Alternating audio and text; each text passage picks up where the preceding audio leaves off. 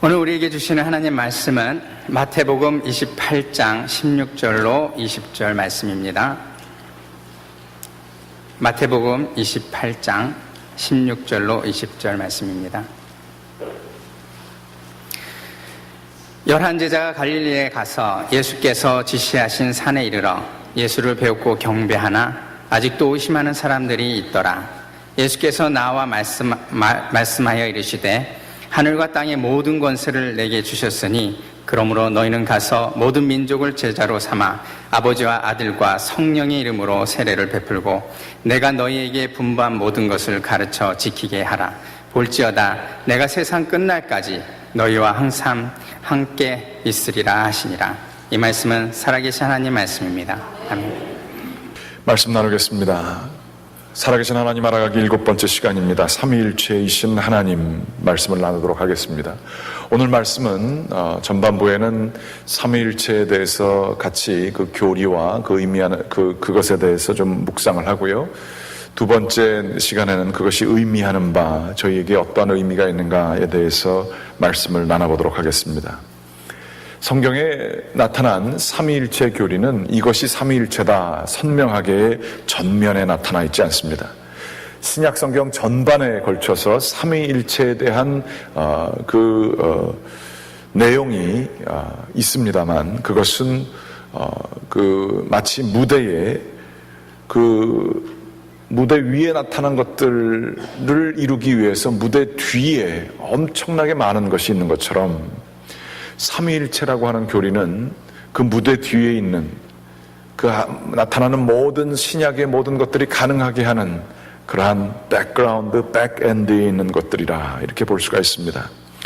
오늘 저희들이 읽은 성경 말씀 마태복음 28장은 가장 위대한 위임 명령이라 합니다. 영어로는 Great Commission, 미션을 가지고 세상에 보내는 우리 모든 자들이 그 미션을 받게 하는 그러한 중요한 그러한 말씀입니다. 그런데 이 말씀 안에 삼위일체의 교리가 들어가 있습니다. 이 삼위일체 하나님을 알아야 우리가 하나님을 아는 겁니다. 그런데 이 삼위일체 교리는 어떠한 신학자들이 얘기하기를 인류가 다른 문제 중에 가장 어려운 문제다 그렇게 얘기를 합니다. 이해하기 힘든 개념이다. 이거를 제가 5분 만에 얘기를 해야 됩니다. 얼마나 이게 어려운 얘기입니까? 그래서 많은 사람들은 이것을 복잡하게 생각하지 않고 당연히 받아들입니다. 그러다 보니까 문제는 너무 어려운 것을 그냥 남들이 다 해결한 거를 내가 받아들이다 보니까 그 긴장감이 없어지게 되고 그 신비함을 누리지 못합니다. 기계적으로 받아들이게 되는 것이죠. 예수님이 하나님인 거 그거 당연한 거 아니냐 이렇게 시작되지만, 성령님이 하나님인 거 그거 당연하게 그거 믿고 시작하는 거 아니냐 생각되지만, 그 참된 그 깊이의 의미를 알게 될 때에 신앙의 역동성이 더 있게 된다 이렇게 볼 수 있습니다. 오늘 말씀을 보게 되면 마태복음 28장 말씀에 보게 되면 너희는 성부와 성자와 성령의 이름으로 세례를 베풀고 이렇게 이야기가 나와 있습니다. 영어로는 You baptize them in the name of Father, Son and Holy Ghost 이렇게 나와 있습니다. 여기서 in the name 할 때의 in자가 그 히라보에 보게 되면 into라는 뜻을 가지고 있습니다. 다시 말하자면 우리가 어떠한 것으로 안으로 들어가는 것을 의미합니다. 그 들어가는 것은 무엇이냐? in the name이라고 되어 있는데, name이라고 하는 것은 성경에 여러분께서 잘 아시는 것처럼 우리가 알고 있는 이름과는 전혀 다릅니다. 우리가 알고 있는 이름은 이름표, 부르기 위해서 존재하는 하나의 딱지에 불과할 것입니다. 그러나 성경에 나타난 이름은 그 사람의 본성과 그 사람의 존재를 드러내놓는 아주 신비한 것입니다. 이름을 마음대로 부를 수 없는 것, 특별히 어르신 경우에 우리 한국 문화에도 있습니다만 이름을 마음대로 부를 수 없는 것은 거기에 그분의 영과 그분의 속사람과 그분의 본성이 드러나게끔 하는 그 무엇이 있다라고 생각했기 때문입니다. 아브라함이 되고 시몬이 베드로가 되고 사울이 바울이 되는 것은 그들의 본성과 그들의 캐릭터와 그 가장 중요한 것이 변화됐기 때문에 그렇습니다. 하나님의 이름은 Father, Son and Holy Ghost입니다. 하나님은 삼위일체이십니다. 우리가 그 삼위일체의 이름으로 세례를 받는다라고 하는 것, 그 이름 안으로 들어간다라고 하는 것은 삼위일체의 본성, 그분의 이름 안으로 저희들이 들어가서 그분의 권위 밑에 놓여지는 것, 그것이 바로 세례인 것을 의미하는 것입니다. 그러면 우리들이 하나님 안으로, 그분의 세례 안으로, 세례를 통해서 그분 안으로, 그분의 권위 밑으로, 그분의 본성과 존재 밑으로 들어가게 되는 것은 무엇을 의미하는가? 이제 그것이 이제 의미의 문제이죠. 그러면 저희들이 한번 삼위일체를 생각해 보면서 기본적으로 두 가지를 크게 보겠습니다. 첫째는 하나님은 한 분이시다라고 하는 것입니다. 그건 너무 당연한 얘기죠. 그런데 그런 것들이 이러한 백엔드에 있는데 거기에 나타나는 게 이겁니다. In the name of Father, Son and Holy Ghost입니다. 이 세 분이 다른 분이라고 하면, 정확히 표현하면 히라버에도 이것이 쓰여진 용어가 히라버인데 분명히 복수 형태로 쓰여져야만 합니다. In the names of Father, Son and Holy Ghost가 돼야 됩니다. 그런데 분명히 여기에 히라버에도 in the name이라고 되어 있습니다. 단수입니다. 그것은 바로 하나님이 한 분이신 것을 드러내 놓는 것을 의미합니다. 구약성경 이사야서 43장 10절의 말씀에 보게 되면 하나님이 한 분이심을 드러내놓고 있습니다. 거기에 보게 되면, 후반부에 보게 되면 나의 전에 지음을 받은 신이 없었느니라, 나의 후에도 없느니라 라고 이야기하고 있습니다. 그렇습니다. 하나님 이전에도 신이 없었고 하나님 이후에도 신이 없었고 하나님만은 유일하신 분, 그분이 바로 하나님이시다. 하나님께서 직접 친히 말씀하신 그것이다, 이렇게 볼 수가 있습니다. 두 번째로 구약뿐만 아니라 신약에서도 많은 것이 있는데요. 고린도전서 8장 4절 말씀에 보게 되면, 그러므로 우상의 제물을 먹는 일에 대하여는 우리가 우상은 세상에 아무것도 아니며 또한 하나님은 한 분밖에 없는 줄 아노라, 이렇게 기록되어져 있습니다. 우상들은 존재하지 않는 거라는 거예요. 하나님 한 분밖에 없다는 거예요. 다른 신들은 없다라고 얘기하시는 그 설명이 고린도전서에 나와 있습니다. 에베소서 4장 5절서부터 6절까지도 이런 말씀이 쓰여져 있습니다. 주도 한 분이요, 믿음도 하나요, 세례도 하나요, 하나님도 한 분이시니 곧 만유의 아버지시라, 이렇게 쓰여져 있습니다. 하나님이 한 분이시다라는 거예요. 그건 당연한 얘기 아니겠어요? 하나님은 한 분이세요. 절대 다른 신은 없고 하나님만이 참된 신이 되신다, 이렇게 이야기가 되어지는 것이죠. 그런데 문제는 여기서부터 나타납니다. 그래서 유대인들은 하나님을 한 분 되신 하나님을 늘 섬겨왔었는데 예수님이 나타나신 거예요. 그 두 번째입니다. 예수님께서는 하나님이시다를 믿는 그 믿음이 새로운 신약의 세계를 마련하였습니다.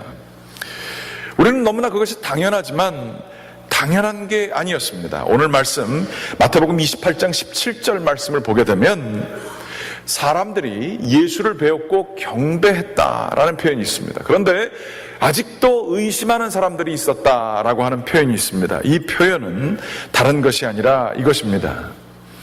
예수님께서는 신약에 보게 되면 수많은 사역을 하셨는데 그 사역이 굉장히 특별하셨습니다. 사람을, 죽은 나사로를 살리고 자연을 잔잔케 하고 파도를 잠잠케 하고 또한 죄인들을 직접 죄를 용서해 주시는 것, 그러한 권능에만 우리들이 집중할 때가 있습니다. 그런데 우리들이 꼭 기억할 것은 예수님이 하셨던 모든 사역들은 하나님만이 하실 수 있는 사역들이었습니다. 그 당시에도 다른 신을 믿는 사람들도 기적을 행했었고요. 성경 안에도 예언자들이 수많은 기적들을 행했습니다. 그런데 예수님이 하신 그러한 놀라운 권능 있는 행동들은 뭔가 다른 게 있었는데, 그래서 바리새인들이 그게 걸려서 예수님을 십자가에 못 박으려고 한 거죠. 그것은 다른 것이 아니라 하나님만이 하실 수 있는 행동들을 하셨다는 거예요. 자연을 잠잠케 할 수 있는 권능은 하나님에게밖에 없었습니다.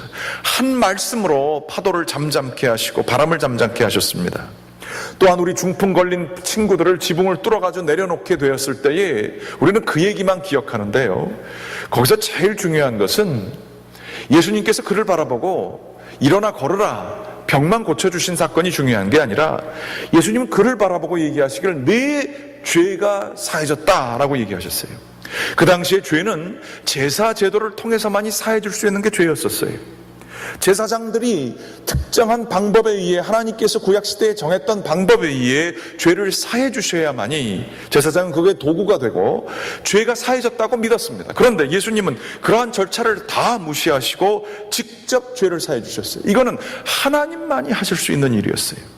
사람들은 그 많은 것을 보면서 제자들은 개념이 없었죠. 그리고 바리새인들은 이거 신성모독이다 그래서 십자가에 못 박으려고 하였죠. 그런데 예수님께서 자신이 얘기하신 대로 죽음에서 다시 3일 만에 부활하시면서 나오시게 되시고 이 부활하신 예수님을 제자들이 보게 될 때, 그때의 제자들은 예수님을 보고 예수님이 하나님이시구나, 여태까지 하신 게 바로 그거구나 라고 생각하며 그분께 경배했었습니다. 그 경배라는 것은 하나님만이 받으셔야 되는 거예요. 유대인들은요, 역사적으로 하나님 이외에 우상에게 경배하는 것을 아주 정죄시했던 민족입니다. 우리가 잘 알고 있듯이 바벨론 시대에 그러한 소에게, 바벨론 제국 밑에서 그 왕들에게, 그 신들에게 경배하는 것을 금지했었고요. 애굽의 광야 생활 속에서 소에게 경배했던 것, 그 바알 신에게 경배했던 것, 그거 경계했습니다. 그러므로 살아있는 사람, 죽은 사람도 아니고 형상에 있는 사람, 우상을 섬기는 것 같이 그에게 경배한다는 것은 그들의 몸속에, 유대인이라면 하나님을 좀 아는 사람이면 할 수 없는 행동이었어요. 그런데 사람들은 예수를 배웠고 경배했다 하는 얘기예요, 사람에게. 그런데 그들이 그렇게 하는 것은 바로 이분이 하나님이시구나 하는 것을 깨달았기 때문에 경배할 수 있었고, 아직도 그 가운데는, 예수님을 쫓아다녔던 사람들 가운데는 의심하는 사람들이 있을 수밖에 없었다는 거예요. 어떻게 사람을 예배하냐 하는 얘기죠. 그런데 그때 당시에도 사람들은 예수님이 하나님이시구나 라고 하는, 그 뒤에 자기네들도 모르지만 무언가 뒤에서 뭐가 돌아가고 있었던 것을 볼 수가 있는 것입니다. 바로 예수님이 하나님 되신다, 이것이 나중에 300년 400년 지나가게 되면서 이 뒤에서 뭐가 돌아가 있는지 사람들이 언어화시키게 되고, 그것을 교리화시킨 게 삼위일체 교리가 되게 되는 것이죠. 이 삼위일체 교리를 이야기할 때에 몇 가지 아주 이거 잘못 얘기하게 되면 이단이 됩니다. 로만 가톨릭과 우리 개신교뿐만 아니라 다른 이집트의 카프트 기독교, 모든 기독교들은 이 기독교인이라고 한다면 이 삼위일체 교리를 다 믿습니다. 이거 조금만 달라도 안 됩니다. 그러면 이 삼위일체를 얘기할 때 우리가 잘못 생각하면, 그러면 하나님은 여기 계시고, 하나님 아버지는 여기 계시고, 아들 하나님 계시고, 성령 하나님 계셔서 요 세 분이 다 모여야 온전한 하나님이 되나 보다, 그렇게 생각할 수가 있습니다. 마치 세 개의 그 분이 모여야 파이가 하나가 되는 것처럼 그렇게 생각할 수가 있어요. 그거 잘못된 하나님 이해입니다. 골로새서 2장 9절에 보게 되면 예수님 안에는, 그 안에는 신성의 모든 충만함이 육체로 거하나니, 이런 표현이 있습니다. 예수님 안에, 한 분 안에 신성의 모든 충만함이, 아버지 하나님도 예수님 안에 들어있고 성령 하나님도 예수님 안에 들어있다는 거예요. 각 위격으로 그 모든 하나님 안에, 하나님 아버지 안에도 예수님이 들어가 있고 성령 하나님이 들어가 있고, 모든 게 같이 존재하는 것, 세 개가 합쳐져서 하나가 되는 것이 아니라, 그것이 바로 삼위일체, 트리니티, 세 개인데 유니티, 트리니티가 되게 되는 것입니다. 또한 우리들이 잘못 이해하게 되면 역할만을 바꾸는, 한 분이신데 역할만을 바꾸는 걸로 오해할 때가 있어요. 마치 아버지의 역할이 있고 아들의 역할이 있고 남편의 역할이 있는 것처럼 그 역할만이 바뀌어지는 것이고 본체는 하나고 역할만 바뀐다, 이거를 일컬어서 모델리즘이라고 그럽니다. 이건 평생에 들어보지도 못한 영어죠. 양태론이라 그래요. 그래가지고서 역할만 바뀌는, 이게 이단입니다. 기독교에서 그렇게 정했습니다. 삼위일체는 아주 신비한 거예요. 위격이라고 하는데, 그 단어는 하나님에게만 적용되는 특별한 단어입니다. 세 분이 다르시다는 거예요. 그런데 같다는 거예요. 그럼 그걸 어떻게 연결시킬까? 연결할 수 있는 사람의 머리로는 이해가 안 되는 얘기예요. 뭐가 아닌지는 확실히 알아요. 한 분이신데 역할만 바뀐다, 아니면 세 개의 다른 신이 있는데 이거를 삼신론이라고 그럽니다. 아니면 다신론이라고 그럽니다. 세 개의 다른 신이 서로 가깝게 지낸다, 이것도 아니에요. 뭔지를 잘 몰라요, 결론은요. 그런데 확실한 거는 세 분이 다르면서 같으시다라고 하는 거예요. 그래서 삼위일체를 일컬어서 사람들은 신비다 그럽니다. 신비다. 사람의 머리로는 이해할 수 없지만 확실히 그것은 그거다. 그래서 삼위일체 교리는 마치 야구를 할 때 선을 이렇게 긋지 않습니까? 여기 나가면 아웃이고 여기 아니면 인이고, 그런 것처럼 삼위일체 교리는 뭐가 아닌지는 확실히 커요. 그렇지만 정확히 뭐인지는 잘 모르는 게 삼위일체 교리인 걸 볼 수 있어요. 그 안이 무엇인지 잘 모르지만 뭐가 아닌 것은 기독교 역사를 통해서 이렇게 정해왔습니다. 그런데 삼위일체 교리 중에 그래도 사람이 이해할 수 있고 이단으로 정죄되지 않는 이해 중에 아주 도움될 만한 이해될 수 있는 게 있는데, 그것은 바로 다른 것이 아닌 상호 내재, 상호 협조, 상호 침투, 이렇게 서로가 다른데 같이 겹쳐 있는 그러한 교리입니다. 그것이 지지받을 수 있는 성경 말씀이 있는데, 요한복음 17장 21절 말씀입니다. 요한복음 17장 21절 말씀에는 이렇게 쓰여져 있습니다. 아버지여, 아버지께서 내 안에, 내가 아버지 안에 있는 것 같이 그들도 하나가 되어 우리 안에 있게 하사 세상으로 아버지께서 나를 보내신 것을 믿게 하옵소서. 이 얘기가 한 구절인데 여기에 정말로 기가 막힌 신비한 모습이 다 들어가 있어요. 아버지께서 내 안에, 내가 아버지 안에, 서로 달라요. 다른데 같이 그 안에 들어가서 공존하고 있다는 거예요. 다른데 하나예요. 겹쳐져 있어요. 그것을 일컬어서 상호 내재한다, 상호 협조한다, 그런 얘기예요. 서로 사랑하기 때문에 서로가 하나 된 모습이에요. 다르지만 하나님은 한 분이신데 서로 다르다라고 하는 그 교리가 이러한 개념으로 이해가 될 수 있습니다. 매우 복잡한 그러한 얘기라고도 볼 수 있는데요.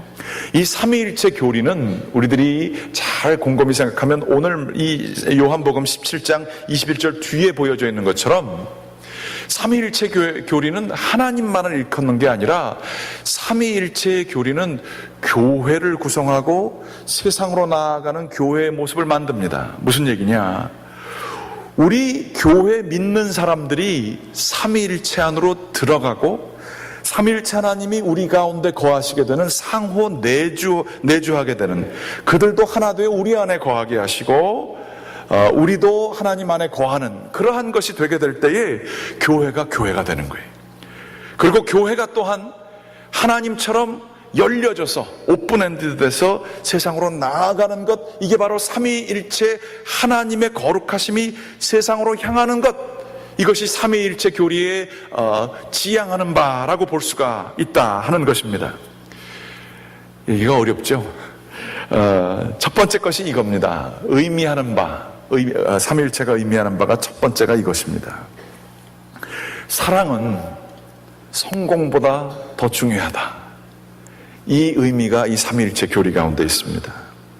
하나님은 궁극적인 실제이십니다. 하나님은 우리를 만드신 분이십니다. 우리가 그분의 뜻에 맞추어, 그분의 본성에 맞추어 살아가게 될 때에 우리는 온전한 잠재력을 다 발휘하여 온전한 사람의 모습을 가지게 됩니다. 만일 우리가 하나님을 저 위에 계신 가장 권세 있고 혼자만 계신 분으로 생각한다면 우리가 목표해야 될 것은 가장 높은 곳에 올라가서 모든 사람들의 영광을 받는 그러한 모습을 가지는 것이, 하나님이 그렇게 우리를 만드셨기 때문에 모든 사람들이 높이 올라가야 되는 게 맞는 것이 세상의 진리 법칙이라고 얘기할 수 있을 것입니다. 혹은 하나님이 힘으로써 모든 것을 지배하시고 이슬람이 얘기하는 것처럼 마음에 안 들면 이슬람이 되든지 아니면 칼로 죽든지, 이러한 폭력의 하나님의 모습을 가지고 있으면 우리가 폭력을 쓰는 것은 당연한 일일 거예요. 마음에 안 드는 사람 죽여야 되는 거예요. 혹은 하나님이 위계 질서를 만드셔서 하나님이 여기 계시고 예수님은 하나님보다 못해요. 그리고 성령님은 그 밑에 있어요. 그 다음에 교회가 있어요. 이런 식으로 위계 질서로 하나님을 이해한다고 한다면 세상은 이러한 위계 질서에 의해서 정확하게 운영이 돼야 할 것입니다. 그런데 하나님은, 삼위일체 하나님은 서로가 누가 높다 낮다를 얘기하지 않으시고 서로 안에 거하시며 서로를 섬기시며, 하나님께서는 우리 주 예수 그리스도를 높이시고 예수 그리스도는 하나님을 높이시고 성령님께서는 우리 가운데 거하게 하시사 하나님을 우리 가운데 내려주셔서 하나님을 높이시고 예수님을 알게 하시고, 또한 예수님은 성령님을 보내셔서 하나님을 높이시는 일들을 하시게 되는 걸 볼 수 있어요. 아주 신비스러운 서로가 서로를 섬기는 구조가 삼위일체 안에 있다는 거예요. 바로 그것이 진리라는 거예요. 그러므로 우리의 삶도 교회도 우리가 어떤 것을 향해서 나아가야 되느냐, 사랑할 때 우리는 우리를 지으신 분의 그 참된 목적에 맞게 살아가게 된다는 거예요. 사랑하는 것이 궁극적인 실제를 제일 잘 알 수 있는 방법이다라고 하는 얘기예요. 최근에 14일 날 대우증권 미래설계연구소에서 2014년 시니어 노후 준비 실태 조사 보고서를 발표했습니다. 50세 이상 중고령층에게 설문조사를 했는데 은퇴 후에 행복한 노후를 위해 꼭 필요한 조건, 그것을 설문조사를 했습니다. 첫째는요, 건강이었습니다. 둘째는요, 돈이었습니다. 세 번째가 배우자였었습니다. 특별히 여성들 가운데에 건강이 28%로 제일 많았고요. 노후 삶을 사는데 건강 28%로 제일 중요했고요. 돈이 26%, 그 다음 남편은 16%에 불과했다. 노후 생활하는데 남편은 내 건강이나 내 돈보다 그거 반밖에 안 되는 정도의 중요성을 가졌다. 그런데 이 불쌍한 남자들은 어떠냐? 건강은 29%, 우리 아내, 배우자는 23%, 그 다음에 돈이 22%라는 거예요. 저는 이거 보면서요, 자신의 건강이 최고인 사회, 그 다음에 돈이 최고인 사회, 배우자는 뭐 있어도 좋고 없어도 좋고, 전 이거 그냥 보면서 기사가 이게 기사화되는 것은 돈이 배우자보다 더 중요하다 이러한 얘기를 이렇게 지나가면서 얘기하는데, 이것은 한국 사회에 무엇이 가장 실제적이고 궁극적인 것인가에 대한 인식이 얼마나 어그러져 있는지를 잘 보여주는 척도라고 생각합니다. 내 옆에 있는 남편보다, 내 옆에 있는 아내보다 돈이, 아니 내 건강이 가장 중요한 거예요. 뭐예요? 우상을 섬기고 있는 사회가 한국 사회입니다. 내 건강이 넘버원, 돈이 그 다음은 필요 없는 거예요. 사랑은요, 한국에서는 사치인 거예요. 한국이 월습하는 게 뭐예요? 내 건강이에요. 어디를 가도 뭐가 좋은 음식이고 어떻게 하면 장수할까, 그것만 연구하는 거예요. 이거는요, 영적으로 어두운, 하나님이 존중을 받지 못하고 하나님은 사랑이시라, 사랑할 때에 우리의 인생은 가장 행복하고, 사랑할 때에 우리의 인생은 가장 기쁘고, 사랑할 때에 내 삶에 의미가 있고, 이거 필요 없다는 그러한 결과물이에요. 저는 왜 한국에서 자살률이 1위인지 이거 보고 알겠어요. 한국 사람들이 왜 그렇게 불행한지 이거를 보고 알겠어요. 한국에 있는 한국 사람들만 그럴까요? 우리 여러분의 가장 중요한 건 뭡니까? 하나님은 사랑이십니다. 하나님이 권력이고 하나님이 최고의 위치에 있는 분이시고, 그것이 예배받을 조건이 된다고 한다면 우리 모두는 바쁘게 살아서 돈을 가장 많이 벌어야 할 것이고 존경받는 것이 인생의 목적이어야 할 것입니다. 그렇게 사시는 분들이 얼마나 많습니까? 하나님을 예배하는 것이 아니라 잘못된 우상을 예배하고 있는 것입니다. 기독교에서 얘기하는 삼위일체 하나님은 사랑이십니다. 섬김으로 서로가 서로 안에서 같이 움직이는 사랑이 넘쳐나사, 예수 그리스도는 십자가에 내려오시사 우리 불쌍한 이 사람들을 끌어안으셔서 그들을 죄 가운데 있고 아무것도 모르는, 돈이 최고인, 건강이 최고인 것만 알고 있는 우상 섬기는 사람들을 자기가 내려오셔서 그들을 끌고 하나님 삼위일체로 끌고 가시려고 하는 그러한 열정을 가지고 계신 분이 바로 우리가 믿는 하나님이신 것입니다. 그분이 우리의 믿는 궁극적인 실제요, 그것이 우리가 지어진 목적이요, 우리도 그에 의해서 살아야 하는 거예요. 여러분은 누구를 사랑하십니까? 마땅히 사랑해야 될 가정에 있는 사람들을 진정으로 사랑하십니까? 나 아니면 사랑해 줄 사람이 없는 사람, 나 아니면 어디 가서 대접받을 기회가 없는 사람을 과연 여러분은 얼마나 뜨겁게 사랑하고 계십니까? 남편을 일컬어서 평생 동지가 아니라 평생 왼수라고 얘기했던 그런 분들도 계시다고 그러죠.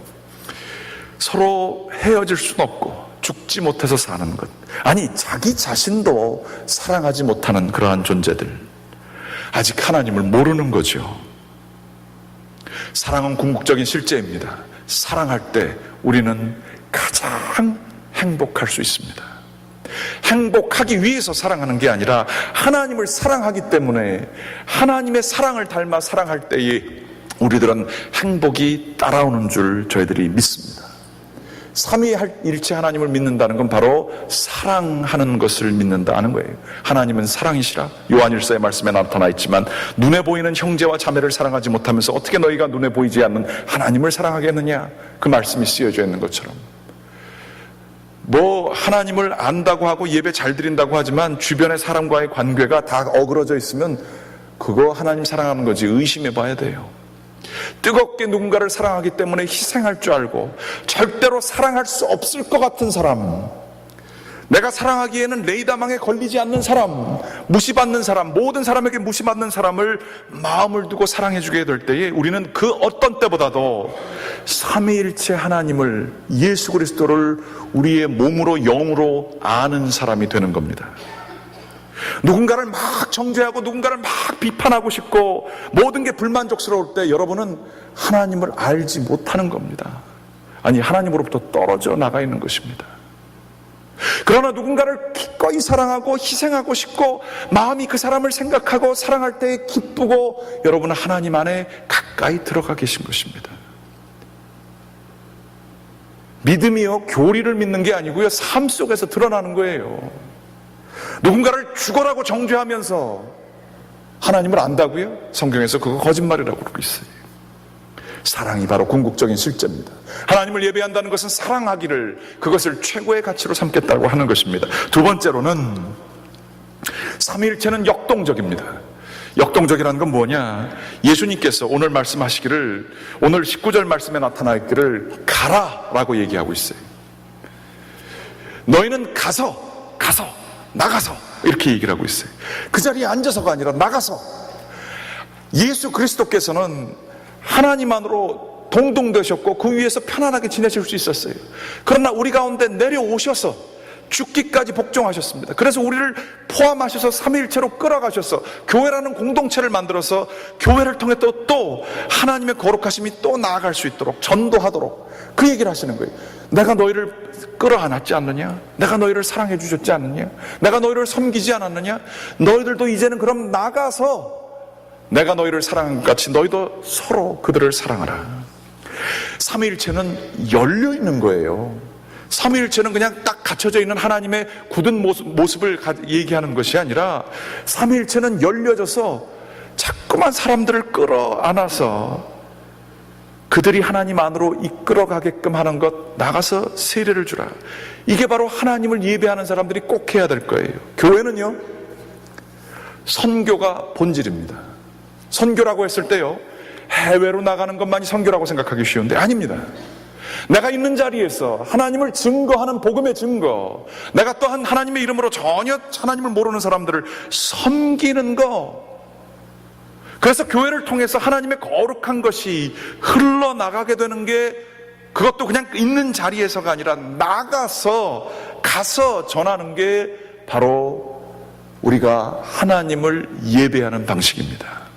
많은 분들이 얘기하십니다. 아우, 저는 교회 생활 열심히 하다 보니까 사람들이랑 너무 부딪혀가지고 뭐 교회는 하나님하고 내 관계 아니에요. 난 그래서 조용히 예배만 드리겠습니다. 충분히 이해가 가요. 사람하고 부딪히는 게 얼마나 힘듭니까? 교회에서 얼마나 어글리한 것들을 많이 경험하셨습니까? 그거 충분히 얘기가 되는 거지만 여러분은 그 얘기를 하게 될 때 조심하십시오. 하나님을 모른다라는 얘기를 우리가 직접 입으로 하는 얘기예요. 교회는요, 수직적인 것만 있는 것이 아니라 수평적인 것이 같이 연합이 돼서 하나님을 수직적인 분을 알게 되면 당연히 주변에 있는 사랑할 수 없는 사람들까지도 품어안는 게 교회의 본질이에요. 예배의 본질이 그거예요. 교회는 반드시 선교적이어야 하는 것입니다. 하나님은 열려져 있고 세상을 품으시려고 하는 마음이 있기 때문에, 그게 하나님의 본성이기 때문에 우리 교회들도 나가서 사람들을 섬기고, 우리 나가서 사람들을 사랑으로 끼어안고 그들이 하나님께로 나오도록 노력을 하는 것이 우리의 모습입니다. 제가 여러분들에게 하나 챌린지합니다. 여러분은 하나님을 믿기 때문에 어디로 가십니까? 교회로 오시는 거 말고 여러분은 하나님을 믿기 때문에 어디로 가십니까? 하나님을 믿기 때문에 평상시에는 안 할 일들 중에 뭐를 하십니까? 교회가 비판받는 이유가 바로 다른 것이 아닙니다. 세상이 더 잘합니다. 교회가 그저 자기네들끼리 좀만 좋은 거예요. 자기네들끼리만 그냥 즐겁게 지내는 거예요. 자기네들끼리만 기도하는 거예요. 새로운 신자들이 나타나지 않아요. 고작 해봤자 우리가 할 수 있는 거 수평이동밖에 없는 교회라고 한다면, 우리는 하나님을 예배하는 게 아니라 저희 자신의 모습을, 우상을 예배하는 걸 수 있습니다. 예수님께서 말씀하셨습니다. 내가 여기까지 내려와서 너희에게 하나님을 소개한 것처럼 너희도 가서 성부와 성자와 성령의 권세 밑으로 사람들을 불러 모아라. 세례를 줘라. 원하고 기도를 드립니다. 우리의 삶이 하나님의 모습이 드러나는 삶이 되기를 주님의 이름으로 간절히 기원합니다. 기도하시겠습니다.